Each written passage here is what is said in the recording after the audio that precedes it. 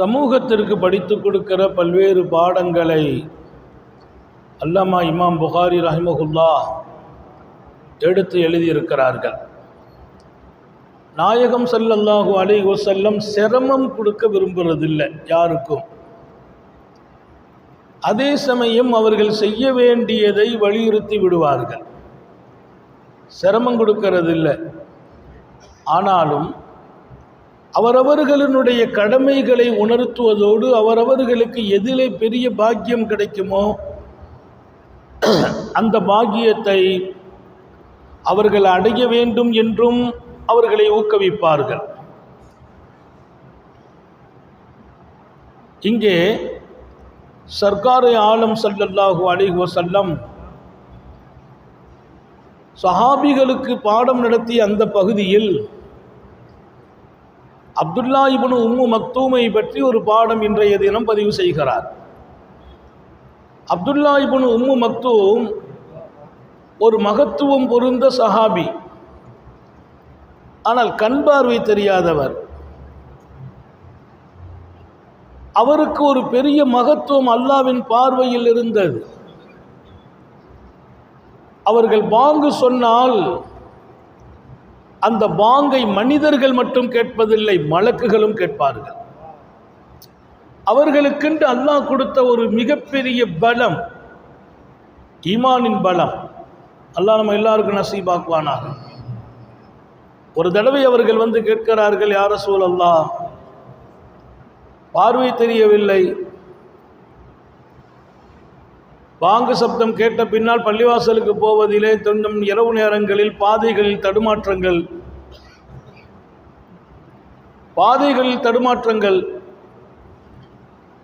இப்போ நான் வீட்டில் தொழுகிறதுக்கு அனுமதி உண்டா என்று கேட்டபோது பரவாயில்லைன்னு சொல்லிட்டாங்க. அவர் திரும்பினார். அல் சமீத்தல் அதான் கேட்டாங்க. வாங்க சொல்றது காதில் விழுந்துச்சான்னு கேட்குறாங்க. ஆமாம், அப்போம்னா பள்ளிக்கு வந்துருங்களேன்னா. சிரமம் கொடுக்கிறது இல்லை, சிரமம் கொடுப்பதில்லை. பிரயாணங்களில் இருக்கிறோம், பிரயாண சூழல் வேறு. வெளியூர்களிலே இருக்கிறோம், அந்த சூழல் வேறு. அங்கு நமக்கு எந்த இடத்தில் தொழுகை வாய்ப்பாக அமையுமோ அதை நிறைவேற்றலாம். ஊரிலேயே இருந்து கொண்டு பஜாரில் இருக்கிறோம், கடை வீதியில் இருக்கிறோம், பக்கத்திலே பள்ளிகள் இருக்கிறது, பாங்கோசை கேட்கிறது, நான் கடையிலே தொழுகிறேன் என்றால், வீட்டிலே தொழுகிறேன் என்றால் அது எந்த வகையிலும் ஒரு உயர்வான தொழுகையாக இருக்க முடியாது. இல்லை நாங்கள் 4 பேர் சேர்ந்து எங்கள் கடையில் ஜமாத்து நடத்திக்கிட்டோம் என்றாலும் அந்த ஜமாத்து சிறப்புக்குரிய ஜமாத்தும் அல்ல. இது நீங்கள் தினமும் அல்லவா செய்வீர்கள். நீங்கள் அந்த ஊர்வாசி, உங்கள் அருகாமையில் மஸ்ஜித், நீங்கள் உங்களுடைய வீட்டிலே நாங்கள் ஜமாத்தை நடத்துகிறோம், கடையிலே ஜமாத்து நடத்துகிறோம், ஆஃபீஸிலே ஜமாத்து நடத்துகிறோம் என்கிற அந்த அனுமதியை ரசூலை கரீம் ஸல்லல்லாஹு அலைஹி வஸல்லம் இங்கே வேண்டாம் என்கிறார்கள். வாங்கு சப்தம் கேட்டுச்சாங்கிறாங்க. ஆமாம், அப்போ பள்ளிக்கு வந்து விடுங்களேன் என்கிறார்கள். கண் பார்வை தெரியவில்லை என்கிறார்கள், பார்வையிலே எனக்கு தடுமாற்றம் என்கிறார்கள், பாதையிலே தடுமாற்றம் என்கிறார்கள். அல்லாமா இப்னு உம்மு மக்தூம் ரலியல்லாஹு அன்ஹு உத்தம நபி ஸல்லல்லாஹு அலைஹி வஸல்லம் அப்படி இருந்தோம், வாங்கு சத்தம் கேட்டுட்டா வர்றதுதான் ஹைரு என்றார்கள். அப்படியானால் எத்தனை பெரிய ஒரு வாழ்க்கை திட்டத்தை தருகிறார்கள். இன்றைக்கு வாய்ப்புகள் எல்லாமே இருந்து பள்ளிவாசலுக்கு வரக்கூடியவர்கள் குறைவதும் வருத்தத்திற்குரிய ஒரு விஷயம். வீட்டை விட பள்ளியே சிறப்புக்குரியது, நம்முடைய நிறுவனங்களை விட பள்ளிவாசல் சிறப்புக்குரியது.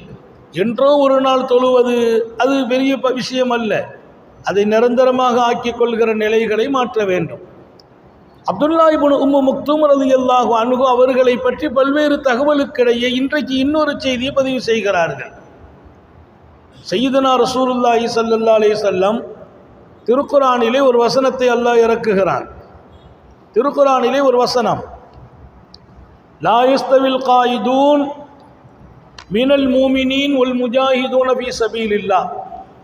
மூமின்களில் வீட்டிலே இருப்பவர்களும் அல்லாஹ்வின் பாதையிலே போய் புனித களமாடுபவர்களும் சமமில்லை. அல்லாஹ்வுடைய பாதையில் போய் தீனுக்காக போர்க்களம் இருப்பவர்களும் வீட்டில் இருப்பவர்களும் சமம் இல்லை என்ற ஒரு ஆயத்தை இறக்கினான். இந்த ஆயத்தை கருணை உருவான காத்தமுன் நபியின் ஸல்லல்லாஹு அலைஹி வஸல்லம் எழுதுகிற பொறுப்புடைய ஸைத் இப்னு சாபித் அவர்களுக்கு எடுத்து சொல்லிக் கொண்டிருக்கிறார்கள். ஸைத் இப்னு சாபித் ரலியல்லாஹு அன்ஹு அவர்கள் எழுத துவக்கிறார்கள். நபி பெருமானார் ஸல்லல்லாஹு அலைஹி வஸல்லம் வசனங்கள் இறங்கிய போது ஸைத் இப்னு சாபித்துக்கு சொல்ல அவர்கள் தான் எழுதுவார்கள். என்ன தவம் செய்தார்களோ அல்லாஹ்வின் வஹீயை எழுதுகிற பாக்கியம் கிடைத்தது. இன்றைக்கு ஓதப்பட்ட ஹதீஸுகளில் பெண்கள் பகுதி நிறைய இருக்கிறது. பெண்மணிகளின் மேன்மை குறித்து ரசூல் ஸல்லல்லாஹு அலைஹி வஸல்லம் நிறைய பேசுகிறாங்க. ஆனால் நம்முடைய சூழல் நம்ம பெண்கள்கிட்ட கொண்டு போய் நிறைய விஷயங்களை சேர்க்கவும் முடிவதில்லை. அவர்கள் வருவதும் நிறைய நேரங்களில் கம்மியாகிறது.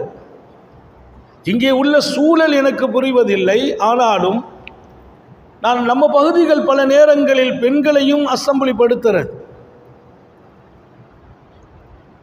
நம்ம பகுதியில் நடக்கிற புகாரி ஷரீஃபிலே பெண்களின் வருகை ஆயிரக்கணக்கிலே அமைந்திருந்தது, ஆண்களை காட்டிலும்.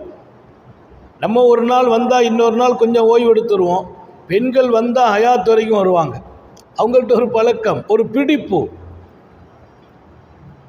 அவர்களின் நான் கலீஃபாக்களின் மஷூராவுக்கு விடுகிறேன், வாய்ப்புகள் இருந்தால் பெண்களை இன்னொரு இடமாக இங்கே சுற்றுப்பகுதியிலேயோ எங்கேயோ வர வைத்தால், இந்த புனித ஹதீஸ் அவர்களின் செவிகளில் விழுந்தால் நாளைய தலைமுறை அவர்களின் மடியில் வளர்கிறார்கள், வழிமார்களாக வளருவார்கள்.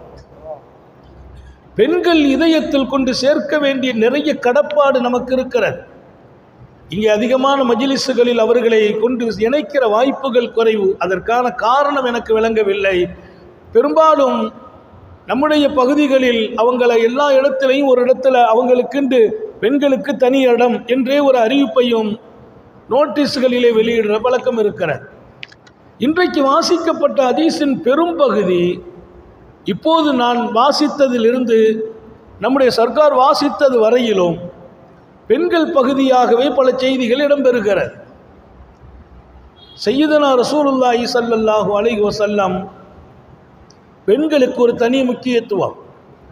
உமர் இப்னுல் கத்தாப் ரலியல்லாஹு அன்ஹு அவர்களுக்கு மிக அழகான பெண்கள் அணிகிற அந்த புர்கா வந்திருக்கிறது, ஹிஜாப், அதை பங்கீடு செய்கிறார்கள். அதில் ஒன்று மிச்சம், அது குவாலிட்டியானதாக இருக்கிறது. மிச்சப்பட்டதும் தரமானது. அப்போ அதை என்ன பண்ணா, வந்த எல்லாத்துக்கும் கொடுத்தாச்சு. வந்த எல்லாருக்கும் ஒரு ஹிஜாபை கொடுத்துட்டோம். பெண்கள் அணியும் ஆடை, மேலாடை கொடுத்தாச்சு. அந்த ஒன்று மிச்சம், இது யாருக்கு கொடுப்பது? சய்யிதுனா உமர் இப்னுல் கத்தாப் ரலியல்லாஹு அன்ஹு அவர்கள் முடிவெடுப்பதற்கு முந்தி கூடியிருந்த சஹாபிகள் இதை அன்னை உம்மு குல்சூமுக்கு கொடுத்துருவோமேங்கிறாங்க. யார் உம்மு குல்சூம்? சய்யிதுனா அலி ரலியல்லாஹு அன்ஹு அவர்களின் மகள். ரசூலே கரீம் ஸல்லல்லாஹு அலைஹி வஸல்லம் அவர்களின் பேத்தி. இங்கே இப்போது உம்மு குல்சூம் உமர் இப்னுல் கத்தாபின் மனைவியாக இருக்கிறார்கள். சய்யிதுனா உமர் ரலியல்லாஹு அன்ஹு அந்த அம்மாவை நிக்கா செய்திருக்கிறாங்க. அதனால எல்லாரும் சொன்னாங்க, மிச்சம் இருக்கிறத உம்மு குல்சூமுக்கு கொடுப்போம், அவங்க தகுதி தானேன்னாங்க. எல்லாரும் சேர்ந்து சொல்லும்போது அல்ஹம்துலில்லாஹ், ஓகே, என் மனைவிக்கு தானே கொடுத்துடலாம் அப்படின்னு அவங்க ஒரு முடிவுக்கு வரலாம். பொதுவாக மனைவியர்கள்ட்ட ஒரு பழக்கம் இருக்குது, ஏதாவது அவங்களுக்கு அவ்வப்போது நம்ம சில அன்பளிப்புகளை கொடுத்தா கொஞ்சம் திருப்தி அடைஞ்சிக்கிட்டே இருப்பாங்க. மனைவிமார்களை சந்தோஷப்படுத்துறதுக்கு அவ்வப்போது ஏதாவது அவர்களுக்கு நாம் குடுக்கல் பரிமாற்றங்கள் வச்சு கொண்டு இருக்கணும். அல்லாஹ் நமக்கு தௌஃபீக் செய்வானாக. எங்கேயாவது வெளியில் போயிட்டோம்னா வெறுங்கையோடு வரக்கூடாது. ஏதாவது கொண்டு போய் அவங்களுக்கு கொடுத்துட்டா மகிழ்ச்சி அடைவாங்க. நிறைய பேர் வெறுங்கையோடு வந்து வீட்டில் பிரச்சனையும் சண்டையுமாக போகும். ஒன்று கொடுக்கிற ஒரு பழக்கம். தஹாத்து தஹாப்புன்னு நாங்கள் ஸல்லல்லாஹு அலைஹி வஸல்லம் அன்பளிப்புகளை கொடுங்கள், அன்பு கூடும் என்றார்கள். நம்ம உம்மாவை போய் பார்க்க போகிறோம், ஒரு சின்ன அன்பளிப்போடு போனால் உம்மாவுக்கும் நமக்குள்ள அன்பு கூடும். நம்ம நானா இன்னொரு இடத்துல இருக்கிறார், அவரை போய் சந்திக்க போகிறோம். ஒரு அன்பளிப்போடு போங்க, அன்பு அதிகமாகும். அன்பளிப்புங்கிறது நீங்கள் 1,00,000 ரூபாய்க்கோ 10,000 ரூபாய்க்கோ கொண்டு போக வேண்டியதில்லை. ஒரு சின்ன அத்தரை கொடுத்தால் கூட, அவர் விரும்புகிற ஏதாவது ஒரு ட்ரெஸ்ஸை கொடுத்தால் கூட, அந்த அன்புக்கான அதிகப்படுத்துகிற அடையாளம் என்று அகிலத்தின் சர்க்கார் முஹம்மது ரசூலுல்லாஹி ஸல்லல்லாஹு அலைஹி வஸல்லம் சொல்லுவாங்க. இப்போ சையதுனா உமர் இப்னுல் கத்தாப் ரலியல்லாஹு அன்ஹு இந்த போர்வையை உங்கள் மனைவிக்கு கொடுங்கள் என்று சொன்னபோது அனுமதிச்சிருக்கலாம், ஓகேன்னு இருக்கலாம். அவங்க சொன்னாங்கன்னா, இல்லை உம்மு சுலைமா, அது ஹஸரத் என்னுடைய மனைவி உம்மு குல்சூமை விட இதுக்கு தகுதி மதீனாவில் இன்னொரு பெண் இருக்கிறாங்கன்னாங்களாம். மதீனாவில் இன்னொரு பெண், அது யாரு? தகுதியுடைய எல்லாரையும் கூப்பிட்டு கையில் கொடுத்தாச்சு, மிச்சமாக இருக்கிறது வேறு யார் இதற்கு தகுதி என்று எல்லோரும் யோசிக்க, அதுவும் அங்கே இருக்கிறார்கள், போய் கூப்பிட்டு வாங்க அல்லது கொண்டு கொடுத்துருங்க. யார்? அன்னை உம்மு சலீத்துன்னாங்க. அன்னை உம்மு சலீத்துக்கு இந்த ஹிஜாபை கொடுங்க, நான் இப்போது என் கண் முன்னால் காணுகிறேன். உஹது களம் நாங்கள் ஆடிய போது ஸல்லல்லாஹு அலைஹி வஸல்லம் அவர்கள் பல்வேறு சோதனைகள் அந்த யுத்தத்தில் சஹாபிகள் சந்தித்து கொஞ்சம் மனமுடைகிற நிலை. அப்போது காயப்பட்டு படுத்து கிடக்கிற சஹாபிகளை நோக்கி அந்த அம்மா வேக வேகமாக ஓடி போய் தண்ணீரை எடுத்து கொண்டு வந்து அவர்களின் வாய்களிலே கொடுப்பார்கள்.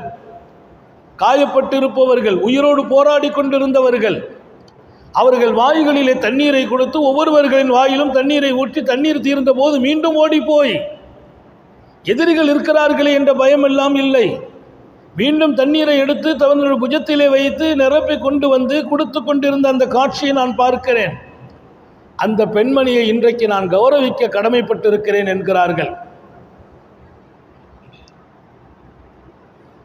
ஹிஜ்ரி 3ஆம் ஆண்டு நடந்தது உஹது. உஹது நடந்த நாள் ஹிஜ்ரி 3ஆம் ஆண்டு. இங்கே சையதுனா உமர் இப்னுல் கத்தாபின் ஆட்சி காலத்தில் இது நடக்கிறது. உமர் இப்னுல் கத்தாப் ரலியல்லாஹு அன்ஹு ஹிஜ்ரி 12க்கு பின்னால் தான் ஆட்சியை அமைக்கிறார்கள். எத்தனை ஆண்டுகள்! இத்தனை ஆண்டுகளுக்கு பின்னாலும் நினைவு கூறப்படுகிறார்கள். அல்லாவின் பாதையில் தியாகச் செம்மலாக தன்னை பணியாற்றி அமைத்த அந்த பெண்மணி அன்னை உம்மு சலீத். இங்கே அந்த விஷயத்தை இன்றைய பாடத்தில் இமாம் புகாரி ரஹ்மத்துல்லாஹி அலைஹி கொண்டு வந்திருக்கிறாங்க. ஆனால் இன்னொரு பக்கத்தில் இதே பாடத்தை கொண்டு வருவாங்க. பிற்பகுதியிலே போர்க்களம் என்ற பாடத்துக்குள்ளே கொண்டு வர்ற போது உலகத்தையே வியக்க வைக்கிற விதத்தில் கொண்டு வந்தாங்க. எப்படி கொண்டு வர்றாங்கன்னா, பாபு போடுவாங்க. இமாம் புகாரி ரஹ்மத்துல்லாஹி அலைஹி ஒரு கிதாப், இந்த இதில் என்னென்ன பாடங்கள் இருக்குதுங்கிறது ஒரு பாடமாக அமைச்சு பாபுன்னு போட்டே வருவாங்க. நீங்கள் கவனிக்கலாம் வாசிக்கிற போது. இமாம் புகாரி ரஹ்மத்துல்லாஹி அலைஹி போடுகிற பாபுக்கும் பொருள் உண்டு. அந்த பாபுக்கில் ஒரு செய்தியை போடுவாங்க. பாபு ஸலா, தொழுகையின் பாடம்னா அது சார்ந்து விளக்கம். இங்கே ஒரு பாடத்தை அமைக்கிறார்கள் இமாம் புகாரி. அந்த ஹதீஸில் பாபு உம்மு சலீத், உம்மு சலீத்தின் பாடம் உலகமே திரும்பி பார்க்கிற இடம் அது. அந்த அம்மாவின் பேரிலேயே ஒரு பாடம் செய்தி உள்ளே மேலே தலையங்கமே உம்மு சலீத்துடைய பாடம் என்று அமைத்த போது எல்லாரும் கவனம், என்ன அது உம்மு சலீத்துடைய பாடம் அப்படின்னா அந்த அம்மா என்ன பாடத்தை தந்துட்டாங்க. கௌரவிக்கப்படுகிறார்கள் உமர் ரலியல்லாஹு அன்ஹு அவர்களால். என் மனைவியை காட்டிலும் இன்னொரு பக்கம் ரசூலுல்லாஹி ஸல்லல்லாஹு அலைஹி வஸல்லத்தினுடைய அஹ்ல பைத் அன்னை உம்மு குல்சூம், அதை காட்டிலும் இங்கே தகுதி அன்னை உம்மு சலீத்து தான் என்று சொன்ன அந்த நிகழ்வு நம்மை இன்னும் இதமாக வைக்கிறது. போர்க்களங்களினுடைய பல்வேறு கட்டங்களில் துணை நிற்கிறார்கள். நபிகள் நாயகம் ஸல்லல்லாஹு அலைஹி வஸல்லம் தன் மனைவியர்களிலும் சீட்டுக்குலுக்கி யாராவது ஒரு மனைவியை கூட கூப்பிட்டு போகிற பழக்கம் இருந்துச்சு. எங்கே? புனிதமான அல்லாவின் பாதையில் போன போது தான் மாத்திரம் போவதில்லை, துணைக்கு தன் மனைவியை அழைச்சிட்டு போகிறாங்க. பெண்களையும் மார்க்கம் சார்ந்த காரியங்களில் ஈடுபடுத்த வேண்டும், அந்த இடங்களில் அவர்கள் சம்பந்தப்பட வேண்டும், அல்லாவையும் ரசூலையும் அவர்கள் இதயம் சுமக்க வேண்டும், அதுதான் நாளைய தலைமுறைகள் அழகாக வளர்வதற்கும் உருவாகுவதற்கும் ஷரியத்தின் நிழலில், தரீக்கத்தின் நிழலில் நம்முடைய பிள்ளைகள் வாழ்வதற்கு வகை செய்யும் என்பதையும் இந்த பாடங்கள் பின்னணியாக நமக்கு உணர்த்தி கொடுக்கிறது. இன்றைக்கு வாசிக்கப்பட்ட, நான் இப்போது வாசித்த ஹதீஸில் கந்தக்கின் களம், கந்தக்கின் களம் என்பது சாதாரண களம் அல்ல. ஒட்டுமொத்தமாக மதீனாவில் இருந்தவர்கள் மக்காவிலே போய், இங்கிருந்தவர்கள் ஈமானுக்கும் அல்லாவுக்கும் ரசூலுக்கும் எதிராக இருந்தவர்கள் அங்கே போய் நீங்கள் புறப்பட்டு வாங்க, நாங்கள் உங்களுக்கு சப்போர்ட் பண்ணுறோம், நம்ம எல்லாம் இணைஞ்சி மோமின்களை சங்கடப்படுத்திடலான்னு நினச்சாங்க. அவங்களும் கட்டுப்பட்டாங்க. புறப்பட்டு வர்றாங்கன்னா கொஞ்சம் நெஞ்ச பேர் புறப்பட்டு வரல, நீண்ட நாட்களுடைய பயிற்சியாக முயற்சியாக அங்கே இங்கே அங்கே என்று மக்காவை சுற்றி இருக்கக்கூடிய பல பல கூட்டத்தார்களை இணைத்து கிட்டத்தட்ட நாம் இங்கே இருக்கிறவங்க டோட்டலாக 3000 பேர் இருக்கோம். 3000 பேர் இருக்கோம் ஆண்கள். அங்கிருந்து அவங்க திட்டமிட்டு வந்தவர்கள் மொத்தம் 10,000 பேர் வந்தாங்க. 10,000 பேர் வந்ததற்காகத்தான் அல்லாஹ் ரப்புல் ஆலமீன் அஹ்ஸாப் என்றான். ஆஸாப்னா பல படைகள் ஒன்றிணைந்து வருவது. அந்த யுத்தத்துக்கு அஹ்ஸாப் என்று அல்லாஹ் குர்ஆனில் பதிவு செய்கிறான். சூரத்துல் அஹ்ஸாப் என்று ஒரு சூரா 114 அத்தியாயத்தில் ஒரு அத்தியாயத்துக்கு பேர். இன்னைக்கு நம்முடைய வருத்தம் எல்லாம் ஈமான் சார்ந்த, இஸ்லாம் சார்ந்த, கண்மணி ரசூல் ஸல்லல்லாஹு அலைஹி வஸல்லம் வாழ்க்கையில் நடைபெற்ற நிகழ்வுகள், இது போன்ற அற்புதமான சரித்திர பின்னணிகள் எல்லாம் நமக்கும் தெரிகிறது இல்லை, நம்ம பிள்ளைங்களுக்கும் சொல்லிக் கொடுக்கறது இல்லை. அது கிதாபுகளில் மாத்திரமே பதிவில் இருக்கிறது. சொல்லியாக வேண்டுமே. கடந்த காலத்தின் வரலாறு பிற்காலத்தில் உள்ளவர்களுக்கு பாடம். நேற்றைய வரலாறு இன்றைய மனிதர்களை உருவாக்கும். அப்ப அவங்க பெரும்படையாக புறப்பட்டு வர செய்தி இதெல்லாமே ரகசியமாக நடந்து முடிஞ்சிட்டு, இங்கேருந்து போனவங்க ரகசியமாக போகிறாங்க, அவங்க பேசுகிறாங்க, முடிவெடுக்கிறாங்க. எல்லா காலத்திலும் இப்படியெல்லாம் பல சூழ்ச்சிகள் நடக்கிறது. ஆனால் ஒரே ஒரு விஷயந்தான் நமக்கு இப்போ புரியாது. என்ன விஷயம்? எத்தனை பெரிய சூழ்ச்சி நடந்தாலும் அல்லாஹ் தன்னை அறிமுகப்படுத்துவான். வல்லாஹு கைருல் மாக்கிரீன். சூழ்ச்சியாளர்களுக்கு பதில் கொடுப்பதில் அல்லாஹ்வே மிக வல்லவன் என்கிறான், மிகச்சிறந்தவன் என்கிறான். அத்தனை சூழ்ச்சியையும் தாண்டி ஈமானும் மோமினும் ஈமானுடையவர்களும் வாழ்வார்கள், வளருவார்கள். அவர்களை அல்லாஹ் வைத்து பார்த்து அழகும் பார்ப்பார். அல்லாஹ் எப்போதும் தௌஃபீக் செய்வானாக. அப்படி ஒரு பெரும் கூட்டம் புறப்பட அல்லாஹ் இங்கே ரசூல் ஸல்லல்லாஹு அலைஹி வஸல்லத்துக்கு அறிவிச்சுட்டா, இப்படி வர்றாங்க, மஷூரா பண்ணுறாங்க, என்ன பண்ணுவோன்ட்டு. அப்போ தான் சல்மானுல் ஃபாரிசி சொன்னாங்க, ஒன்றும் இல்லை, எங்கள் நாட்டிலலாம் ஒரு பழக்கம் இருக்குது, நம்ம எல்லையை சுற்றி ஒரு அகலை தோண்டிடுவோம். அகல்ங்கிறது ஆழமான குழி, சுற்றி தோண்டுவோம். தோண்டிட்டோம்னா வந்தவங்க, அந்த குழி எப்படி இருக்கணும், வந்தவங்க இங்கே வரக்கூடாது, அங்கேருந்து அவங்க குதிரை தாவ முடியாத அளவிற்கு அகலம், இறங்குனா ஏற முடியாத அளவுக்கு ஆழம், ஆழம் அகலம். சரின்றாங்க பெருமானார், பாராட்டுறாங்க, துவா செய்கிறாங்க. இது அவங்களுக்கு தெரியாது, இங்கே குழி தோன்ற வேலை ஆரம்பிச்சாச்சு. மதீனாவை சுற்றி அகல். நீங்கள் இப்பவும் பார்க்கலாம், மதீனாவுக்கு போகிறவங்க கந்தக்கு போவாங்க, மேலே மஸ்ஜித் இருக்குது. பெருமானார் ஸல்லல்லாஹு அலைஹி மஷூரா பண்ண இடத்துல மஸ்ஜித் சல்மானுல் ஃபாரிசின்னு ஒரு மஸ்ஜித் இருந்துச்சு. இப்போ சபா மசாஜித் 7 மஸ்ஜித் ஆக்கியிருக்கிறாங்க. அங்கே நீங்கள் ஏறணும்னா கிட்டத்தட்ட ஒரு 60-70 படி ஏறணும். ஏன்னா அவ்வளவு ஆழத்துக்கு கீழே இந்த கந்தல். அப்படி குழி தோண்டுகிற பணி பார்த்தீங்கன்னா கீழே பெரிய பெரிய பாறைகள், புல்டோசர்லாம் இல்லை. அந்த பாறை வரும்போது நேராக பூமா நபி ஸல்லல்லாஹு தர்பார் வந்து நிற்பாங்க. யார சூழல்லாம் பாறை இருக்குதே, ஒன்றும் பண்ண முடியலையே, அப்படியா அப்படின்னு பெருமானார் மம்மட்டி எங்கிட்ட கொடுங்கங்கிறாங்க. அவங்க கையில் வாங்குறாங்க, வாங்கி அங்கே வந்து இறங்கும் போது அப்படி ஆடையை லேசாக தூக்குறாங்க. தூக்கிட்டு ஒரு அடி அடித்தாங்க. அடித்த அடியில் அந்த பாறை சுக்குநூறா போச்சு மாத்திரமல்ல, புழுதியாக மாறிவிட்டது. பல சஹாபிகள் அடித்து உடையாத பாறை. அல்லாஹ் எல்லா காலத்திலும் உம்மத்துக்கும் மக்களுக்கும் உதவியை செய்து கொண்டே இருந்தான். புல்டோசர் செய்கிற வேலையை மனுஷன் செய்ய முடியாது. முஹம்மது ரசூலுல்லாஹ் செய்த வேலையை புல்டோசரே செய்ய முடியாது. முஹம்மது ரசூலுல்லாஹ் செய்த வேலை சுக்குநூறாகி போனது. அந்த நேரத்தில் ஜாபிர் ரலியல்லாஹு அன்ஹு சொல்கிறாங்க, நான் பார்த்துட்டேன் ரசூல் ஸல்லல்லாஹு அலைஹி வஸல்லம் வயிற்றில் கல் இருக்குதுன்னா, கல்லை பார்த்துட்டேன். இந்த பசி ரொம்ப வந்துச்சுன்னா, பசி இப்படி நம்ம இப்படி மூச்சை விட்டோம்னா பசி தெரியும். அந்த வயிற்றை பொல்ல இணக்கமாக்கி ஒரு கல்லை வச்சு அப்படி கெட்டிடுவாங்க. கெட்டும்போது வயிறு ஒட்டி அமிங்கிரும், பசி வெளியில் தெரியாது, பசியினுடைய கஷ்டம் தெரியாது.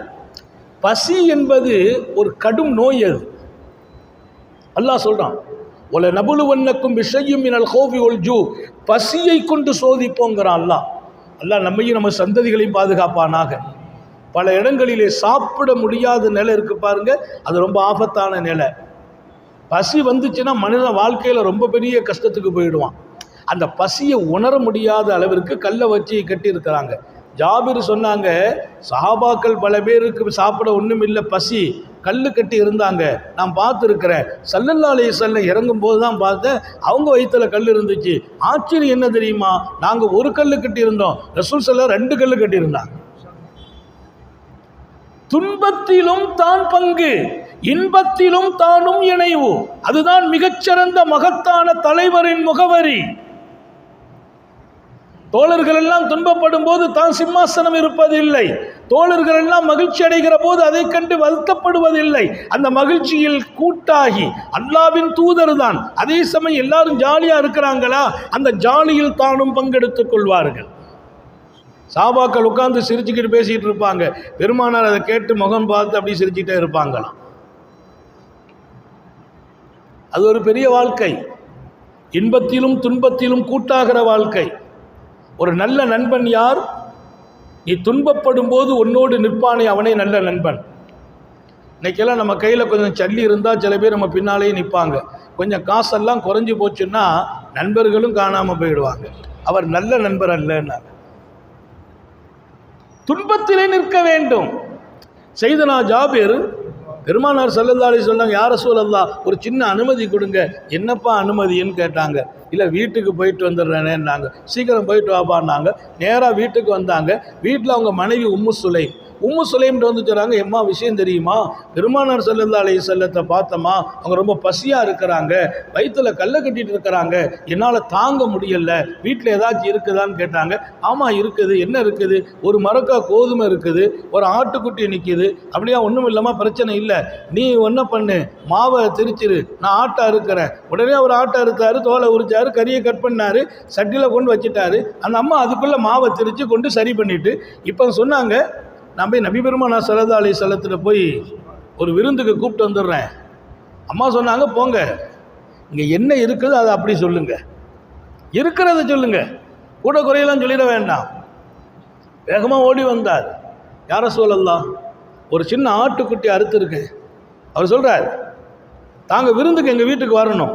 முதல்ல சொல்லும்போது இப்படி தான் சொன்னார், எங்கள் வீட்டில் தாங்க வாங்க, ஒரு 2 பேரை கூப்பிட்டு வாங்கன்னார். ஏன் 2 பேரை கூப்பிட்டு வராமல் ரசூல் தனியாக வரமாட்டாங்கன்னு தெரியும், 2-3 பேரை கூட கூப்பிட்டு வாங்க. பெருமானார் கேட்டாங்க, எவ்வளோப்பா சமைச்சிருக்க?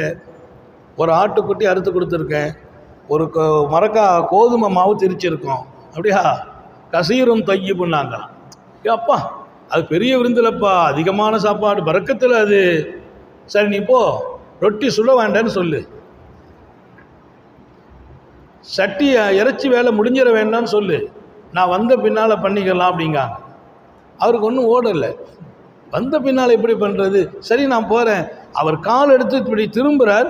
யாஹிலல் ஹந்தர் இன்ன ஜாபிரன் சனாலக்கும் சூரா, தோழர்களே எல்லாரும் வாங்க, ஜாபிர் உங்கள் எல்லாருக்கும் விருந்து ஏற்பாடு செய்திருக்கிறார்.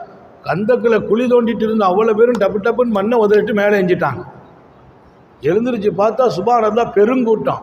போன ஜாபிர் அப்படி திரும்பி பார்க்குறார், எல்லாரும் பின்னால் வர்றாங்க. ஸல்லல்லாஹு அலைஹி வஸல்லம் அவ்வளோ பேரும் கூப்பிட்டு வர்றாங்க. அவர் கையும் உடலை காலும் உடலை. அந்த காலத்துலாம் சாதாரணமாக ஒரு ஆள் ஒரு ஆடு சாப்பிடுவாங்க, ஒரு ஆட்டை ஒரு ஆள் சாப்பிடுவாங்க. இவ்வளோ உணவு, ஆனால் இவ்வளோ பெரிய கூட்டம்.